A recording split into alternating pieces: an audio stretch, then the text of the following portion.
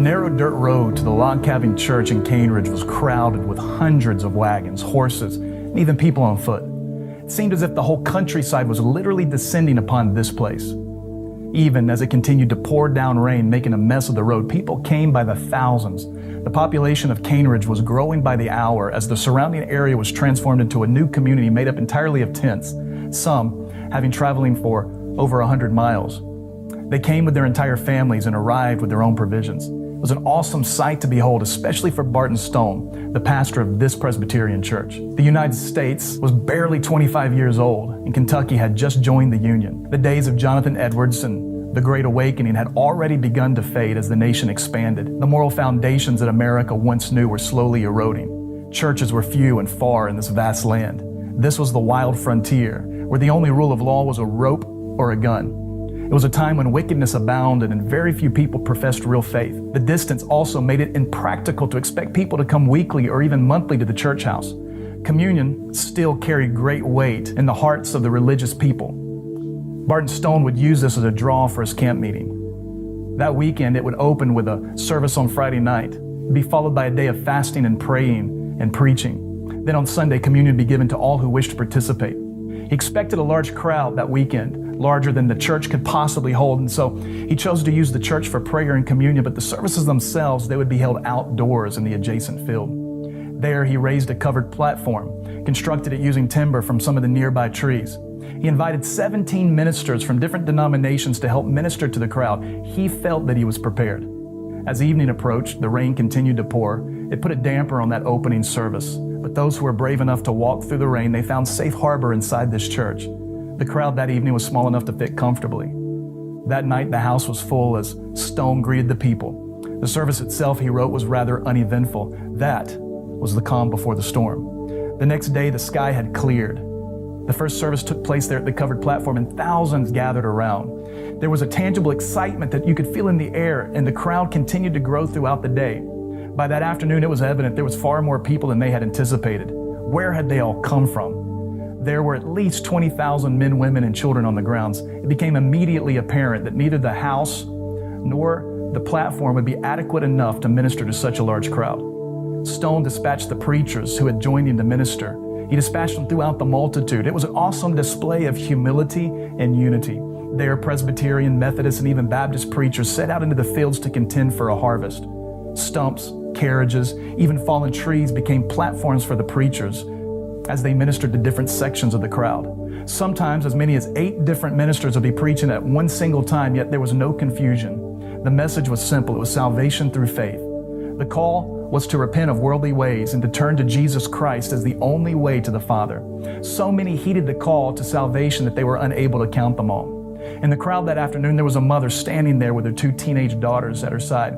They were listening intently to a minister who stood before them on a stump. He preached with powerful words about the deadly consequences of sin. As they listened, the 2 daughters were seized suddenly with conviction. They cried out from the depths of their soul and then fell to the ground like 2 dead women. This was an awesome sight and a new sight for everyone in the crowd. The mother, being a devout woman, she became quite distressed. She began frantically fanning their faces in an attempt to wake them up, but to no avail.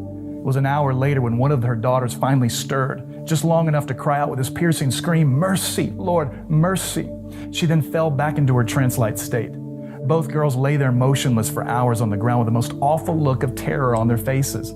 From time to time, they would wake just enough to cry out for mercy once more before returning to that agonizing slumber. The wretched despair that they carried on their countenance lasted for a few hours before it finally broke and was replaced with the most beautiful heavenly smile. "Precious Jesus," one shouted as she rose to her feet, the whole of her being transformed. She was filled with such fire and zeal that containing it was impossible. She opened her mouth and began to preach the gospel to all those who surrounded her. Her voice belted across the crowd as if it was amplified by a supernatural force. It caused quite the stir, and a new crowd began to gather around her. Her appeal was eloquent, solemn, bold, and free. As she preached, the audience around her was hit by that same phenomenon she had just experienced. They fell to the ground by hundreds all at once. They hit the ground like trees being felled by one powerful swing of an axe.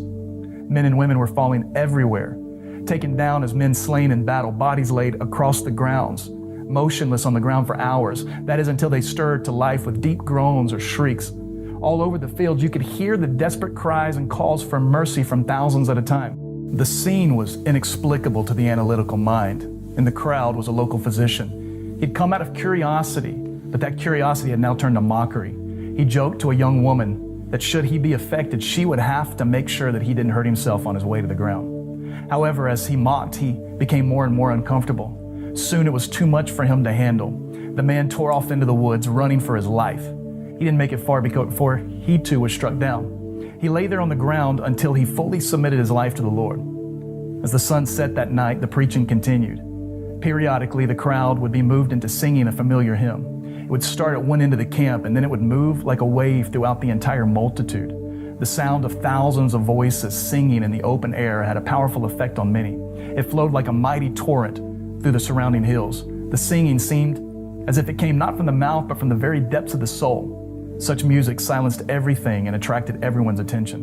It was a heavenly sound no one ever grew tired of hearing. The meeting on Saturday, it had exceeded Stone's expectations. Though the services were set to conclude on Sunday, few wished to leave. The meeting continued through the following week and might have gone longer had the crowd not exhausted the resources of the town. Word about Cane Ridge spread quickly around the nation. As a result, more and more camp meetings began to spring up across America's frontier. Though none ever matched the attendance of Cane Ridge, the impact they made in America was significant. This is how the West was won. Each camp meeting that took place after Cane Ridge began with a similar prayer: Lord, make it like Cane Ridge. The story of Cane Ridge is one that seems too spectacular to be true. Had it not been for the many eyewitnesses who recorded the event in great detail, it might be easy to dismiss it all as a tall tale. There's no denying that something supernatural took place here in the cane fields of Kentucky. The camp meeting shook several denominations, including Presbyterian, Methodist, and Baptist. This revival ignited a fire that swept through the western frontier like wildfire through dry brush. It set the stage for America's next great awakening. Barton Stone testified, "To give a true description of this meeting cannot be done. It would border on the marvelous." The story of Cane Ridge is one that stirs something deep within the spirit. Every year, thousands of people still make the trek to Cane Ridge, Kentucky to visit the old log cabin meeting house. Some come in hopes of capturing a burning ember of that ancient fire. All leave with the same prayer resounding in their hearts: Lord, do it again, and do it like Cane Ridge.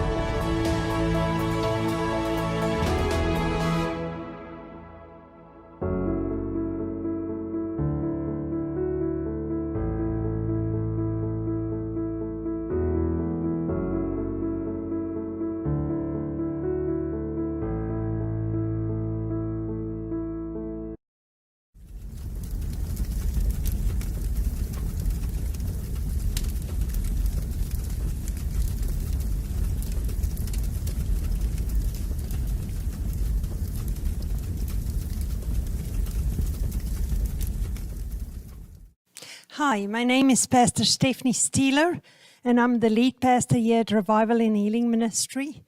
And I want to tell you about what we're doing here.